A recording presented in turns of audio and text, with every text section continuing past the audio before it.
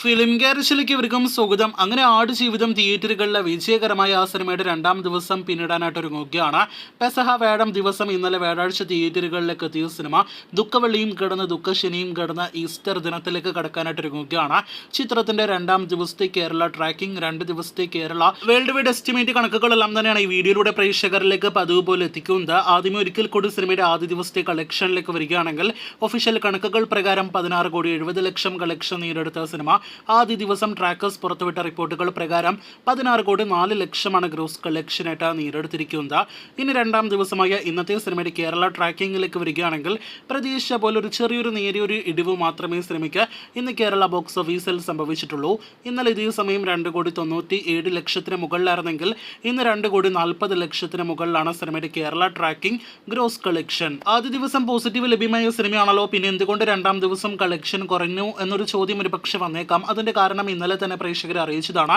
ദുഃഖവെള്ളി പ്രമാണിച്ച് കേരളത്തിലെ പലയിടങ്ങളിലെ തിയേറ്ററുകൾ ഇന്ന് അടച്ചിട്ടിട്ടുണ്ട്. അതാണ് പ്രധാനപ്പെട്ട കാരണമെന്ന് പ്രത്യേകം അറിയിച്ചു കൊള്ളട്ടെ. രണ്ടാം ദിവസം കളക്ഷൻ ഇടിഞ്ഞിട്ടുണ്ടെങ്കിൽ പോലും ഒരു തരത്തിലും ആകെ 2 ദിവസത്തെ കേരള കളക്ഷൻ എന്ന നിലയിൽ ഒട്ടും മോശം കളക്ഷൻ എന്ന് പറയാനായിട്ട് കഴിയില്ല. ആദ്യ ദിവസം 5,83,00,000 കേരള ഗ്രോസ് നേടിയെടുത്ത സിനിമയ്ക്ക് രണ്ടാം ദിവസം കേരളത്തിൽ നിന്നും ഇന്ന് 5 കോടിയോളം കേരള ഗ്രോസ് ആണ് നാം പ്രതീക്ഷിക്കുന്നത്. അങ്ങനെയെങ്കിൽ 10,50,00,000 മുകളിൽ 2 ദിവസങ്ങൾ കൊണ്ട് Aadujeevitham Kerala box office gross collection നേടിയെടുക്കുന്നതാണ്. അങ്ങനെ പൃഥ്വിരാജിന്റെ കരിയറിൽ ആദ്യമായിട്ട് ഒരു മലയാളം സിനിമ 2 ദിവസങ്ങൾ കൊണ്ട് കേരളത്തിൽ മാത്രം 10 കോടി രൂപയ്ക്ക് മുകളിൽ കളക്ഷൻ കിടക്കുന്നു. കേരളത്തിൽ ഇതുപോലെ തന്നെ റെസ്റ്റ് ഓഫ് ഇന്ത്യയിലാണെങ്കിലും ഓവർസീസ് രാജ്യങ്ങളിലാണെങ്കിലും ഇന്നൊരു ദുഃഖവെള്ളി ദിനം എന്നൊരു കാരണത്താലും വെള്ളിയാഴ്ച എന്നൊരു കാരണത്താലും കളക്ഷൻ ഇടിവ് സ്വാഭാവികമായിട്ടും സംഭവിക്കാം.